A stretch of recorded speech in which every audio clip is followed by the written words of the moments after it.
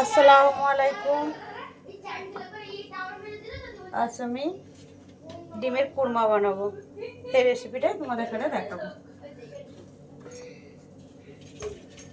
প্রথমে আমি তেল গরম করে নিয়েছি, আন্ডাগুলো আমি ভেজে নেবো।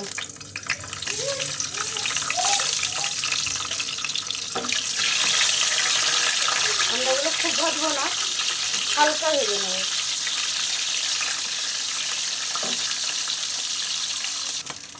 ডিমটা আমার ভাজা হয়ে গেছে, হালকা ভেজে নিয়েছি। ডিমগুলো তুলে নেবো।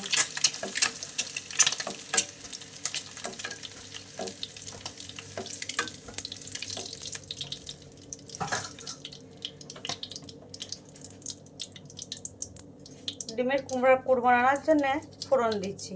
2টো তেজপাতা, 3টে এলাচ, 2টো দারচিনির টুকরো, 5টা লং আর গোল।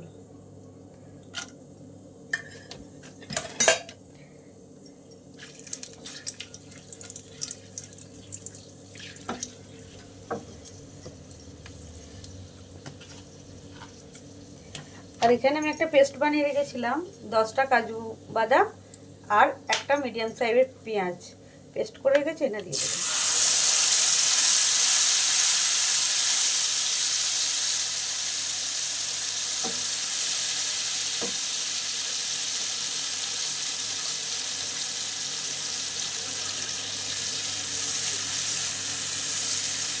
ভালো করে এটা কষিয়ে নেবো।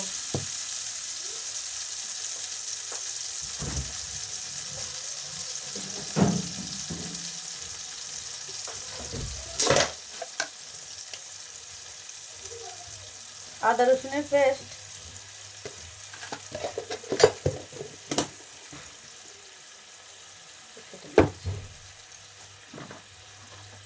আর এখানে কিছু মশলা দিচ্ছি।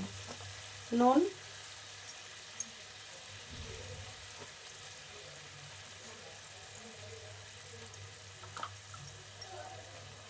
সামান্য পরিমাণ লঙ্কা, ওটা হলুদ দেবো না, কেন কোরমা তো হলুদ যায় না।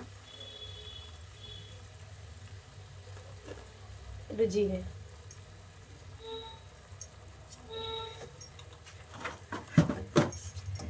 সব উপকরণগুলো ভালো করে মিশিয়ে নেব, কষিয়ে নেব।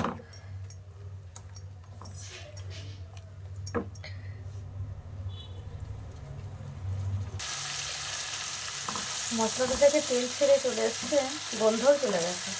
এখানে আমি 100 গ্রাম দই ফাটিয়ে রেখে দিয়েছি, ভালো করে ফাটিয়ে নিয়েছি।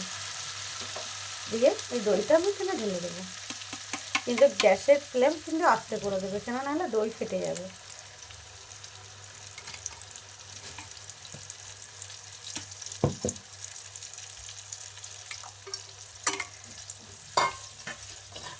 দইটাকেও ভালো করে মিশিয়ে নেবো, কষিয়ে নেবো।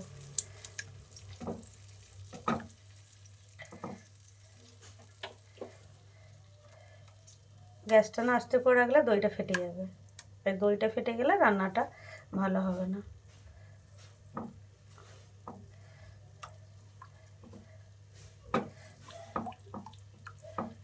ভালো করে মিশিয়ে নেবো আর ভালো করে কষিয়ে নেবো, তেল ছাড়া অবধি অপেক্ষা করবো।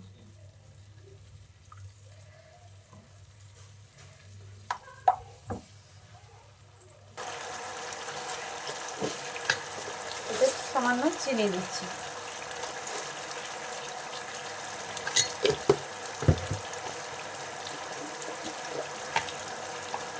আর গরম মশলা।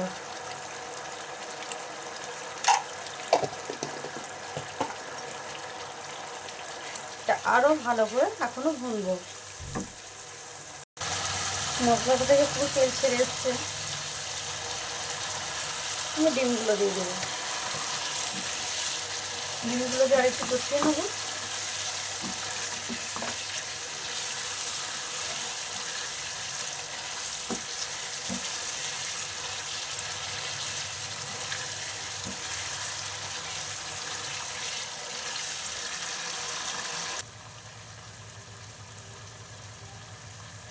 এতে আমি একটু চিলি ফ্লেক্স দিলাম, চিলি ফ্লেক্স, আর কসুরি মেথি,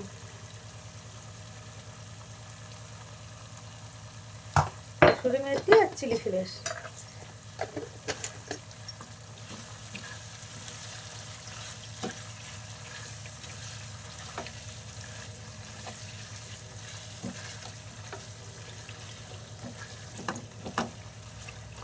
এতে আমি সামান্য পানি দেবো, বেশি পানি দেবো না, অল্পই দেবো, কেন এটা বেশি ঝোল হবে না, মাখা মাখা হবে।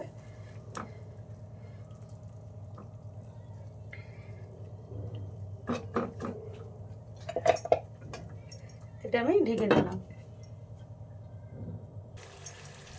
ধনে পাতা কাটা,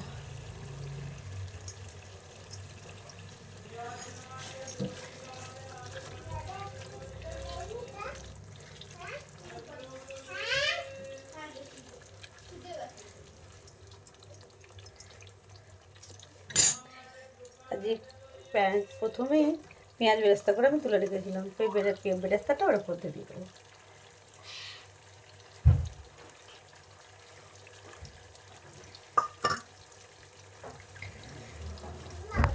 ফাইনালি রান্নাটা